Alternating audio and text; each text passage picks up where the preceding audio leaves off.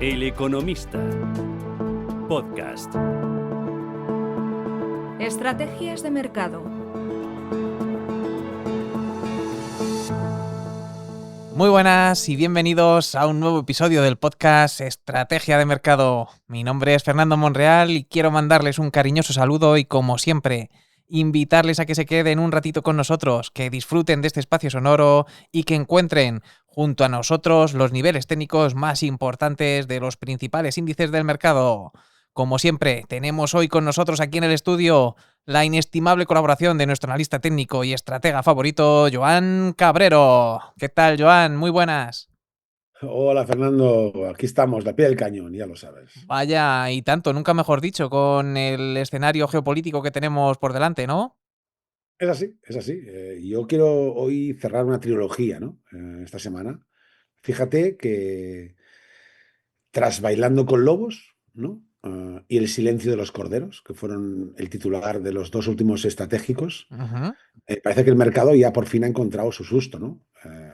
El conflicto en Oriente Medio pues ha provocado una sacudida seria en las bolsas europeas, hasta el punto, Fernando, de que el IBEX, ¿qué ha hecho? Ha cumplido prácticamente con la regla del 10%, que tú sabes muy bien lo que es. Me gustaría que lo explicaras, ¿no? Sí, esa regla por la cual esperamos siempre que haya un retroceso desde el último pico de ese porcentaje, de ese 10%, para poder volver a plantear la compra, ¿no? La toma de posiciones en el valor, el índice o el activo que queramos, ¿no? Exacto, exacto. Son muchas los que en ocasión me preguntan, bueno, Joan, el IBEX estaba emperrado, ¿no? Estaba como un loco subiendo semana tras semana y decía, tranquilos, tranquilos, vamos a esperar a que se cumpla la regla del 10% y cuando eso ocurra tendremos una ecuación de rentabilidad riesgo mucho mejor. Pues bien, ese susto que hemos tenido, o sustito, que podríamos decirle, ha sido más bien en las bolsas europeas, ha llevado al IBEX ya a cumplir esa regla del 10% tras alcanzar los 17.000 puntos. Luego volveremos al IBEX. Déjame primero hablar, porque hablo de sustito o susto, ¿no? Sí, Fíjate. sobre todo porque ha habido un poco, hay una dicotomía entre la reacción Ujú. de las bolsas de Europa y las de Estados Unidos, ¿no? Efectivamente, efectivamente.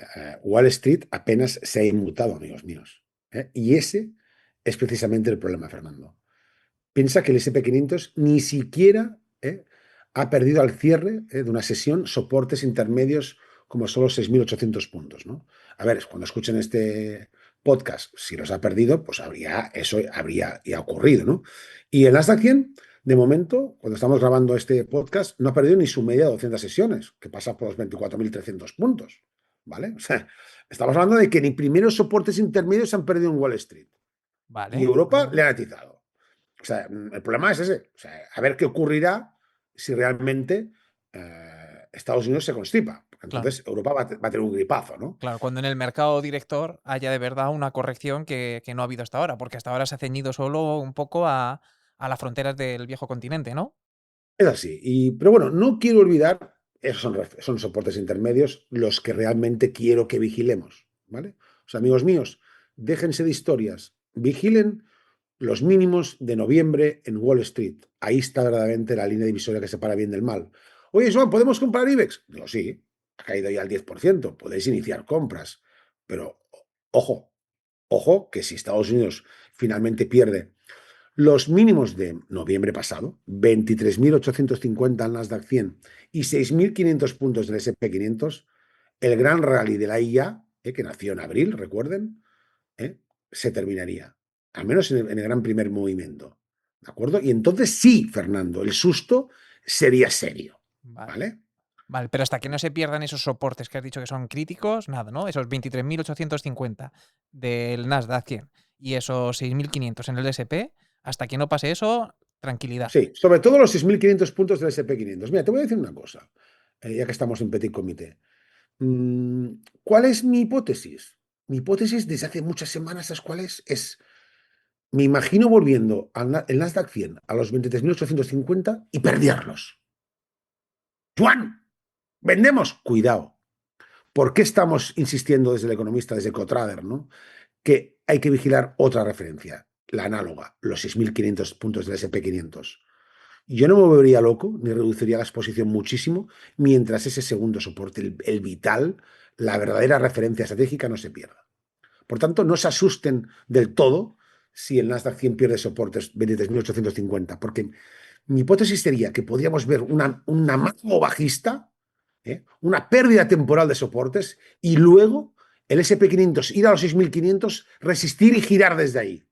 Y ahí el francotirador dispararía. ¿Y dónde lo diremos? En El Economista.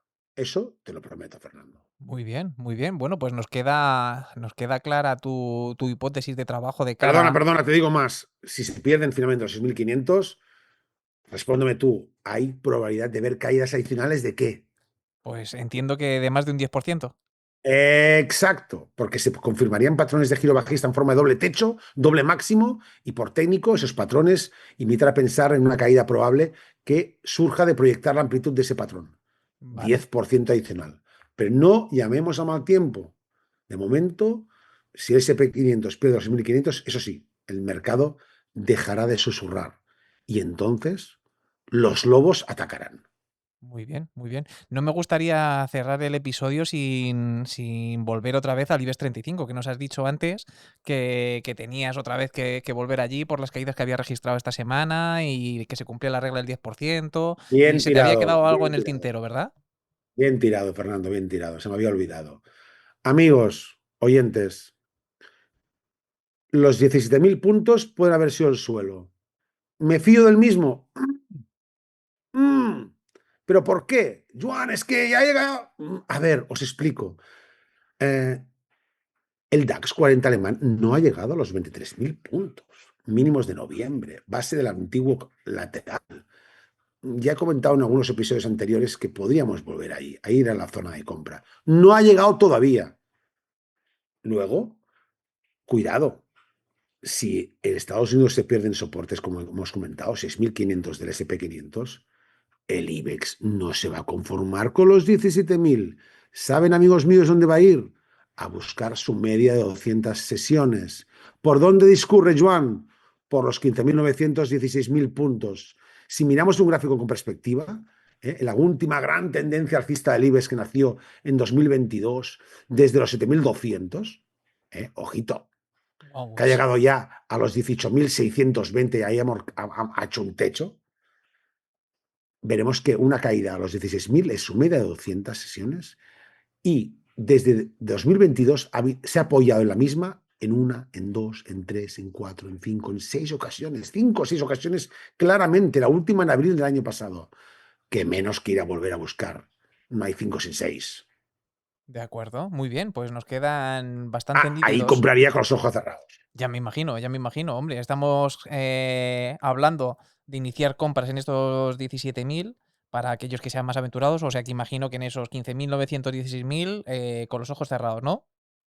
Sin ninguna duda. Muy bien, muy bien, muy bien. ¿Y Y dónde lo diremos? ¿Dónde hombre, lo avisaremos? entiendo que aquí en este podcast y en todas las informaciones que vayan saliendo desde eleconomista.es, ¿verdad? No tengan ningún tipo de duda. Síganos, porque aquí vamos a tener la información que les hará disparar en el momento oportuno. No somos pistoleros, somos francotiradores. Hasta la próxima, Fernando. Un abrazo, Joan. El Economista Podcast.